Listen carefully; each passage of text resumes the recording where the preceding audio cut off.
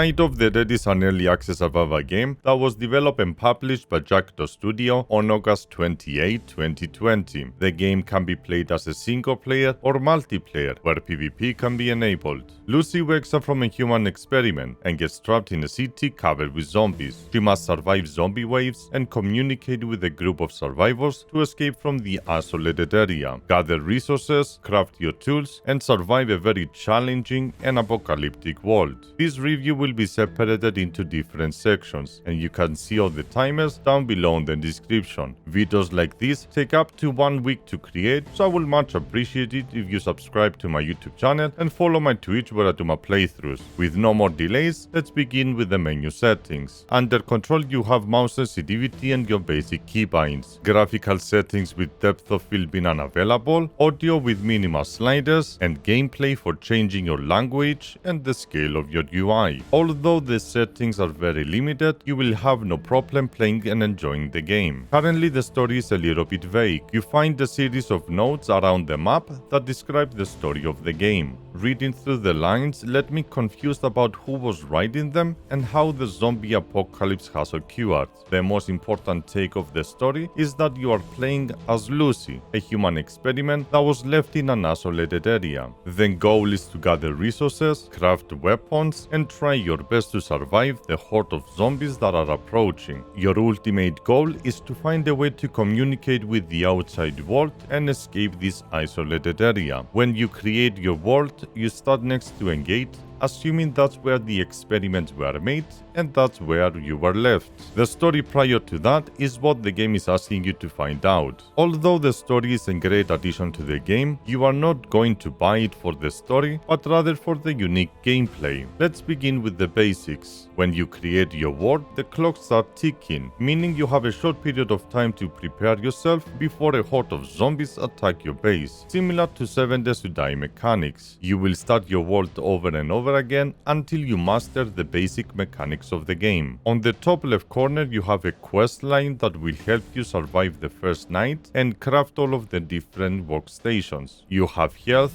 stamina, and condition indicators that you have to maintain at all times. When your health goes to 0, you die, and a case with your loot will drop for you to go back and recover. Running drains your stamina, and when your stamina goes to 0, you will start losing HP. Your health and stamina meter is determined by your condition. Every time you die, you lose a bar, which means your overall health and stamina cannot exceed your condition. You can recover your health and condition by eating cooked food. Let's talk about all the craftables that the game currently has. By opening your inventory, on the left side you have equipment. Currently we don't have any type of armor, but only cosmetics that you can find in different locations. Inventory that you can expand and sort by different types, such as equipment, food, and materials. And finally, all of your basic tools needed in order to advance. Your first workbench will be equipment bench that allows you to craft weapons, ammunition, and upgrades that help you inflict more damage or expand your inventory. Material bench allows you to craft wood, stone, and ore-related resources. Craft bench allows you to craft resources for various recipes that require more advanced combinations. Cooking bench allows you to craft various food recipes that can heal and give you buffs such as increase to your condition. Better the condition increase, less condition you lose after death. Personally, I didn't feel the need to advance into my cooking, and the reason being the complexity of the recipes. In order to get access to all of the tabs in a workbench, you have to upgrade it using crafted or found resources. Simple and understandable. For the construction and fortification of your base, you can press B to open your built-in tab. First, we have the building of your base, such as floors, walls, stairs, and fences. Second is all of your workbenches, such as equipment, craft,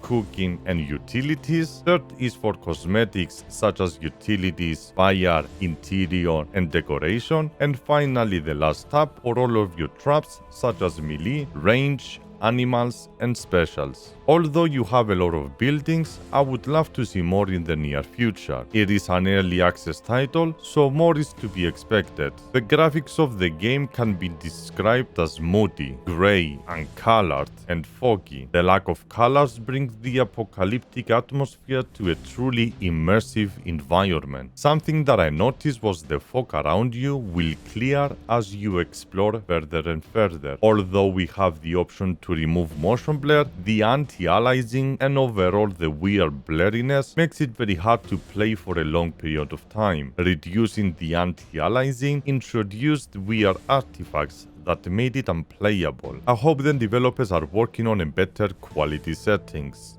Sound can be described as mediocre. You will be the judge for that.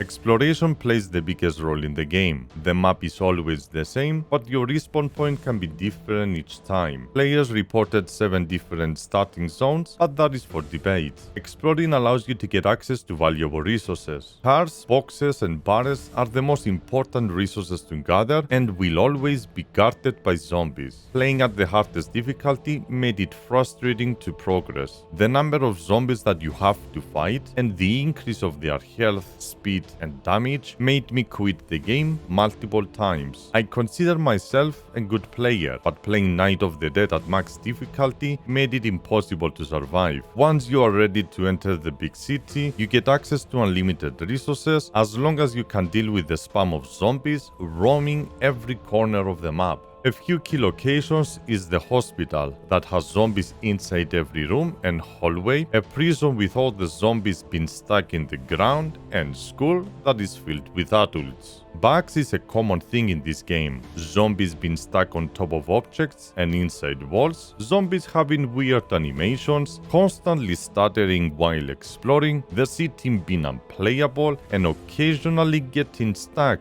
inside trees or other terrains. Your attacks with a hammer not rendering while a zombie in an animation, an arrow shoots while aiming, zombies pathing being all over the place, dying while swimming wipes your inventory, and many more. Although the game has a lot of bugs and issues, the replayability value is worth mentioning. The game's core mechanic is tower defense, meaning the unique structure of your base and the freedom to do whatever you want allows players to be creative and try different ways to defend themselves from the daily horde that will attack your base. Night of the Dead brings something new to the survival genre. This is not your average survival game, but a PvE tower defense. Every single person that plays this game reset their world multiple times, and the reason being the game is very punishing. Your base will be destroyed and you will die over and over again. Now that you have a good understanding of the game, let's start a new game. Here is the gate we mentioned earlier, and here is the main road leading to the city. The game works in different stages. First stage is following the road until you find the first zombie. Stage 2 is crafting all of your workbenches and obtain your first weapon. Stage 3 is fight the zombies until you reach your limit. Further you go, more difficult the zombies are. When you reach your limit, we go to stage 4. The opposite side of the road has raw resources and wildlife. If you go too far, you will most likely die from a bear. Stage 5, you have to use the resources available to you and upgrade your weapons and start the construction of your base with traps. The combination of the resources found by following the road and the wildlife from the other side allows you to push towards the city. Stage 6 is repeat. Faster you progress, more upgrades you will make and more defensive your base will be. This is the core mechanics of the game. The timer is ticking and the zombies are on their way. That concludes my review for Night of the Dead, a hardcore tower defense that you can play with your friends. Agree or disagree? Let me know down below. Thank you very much for watching, I appreciate that, and if you want to see the playthroughs live, make sure to follow my Twitch channel. Other than that, I'm gonna see you again on the next one. Bye!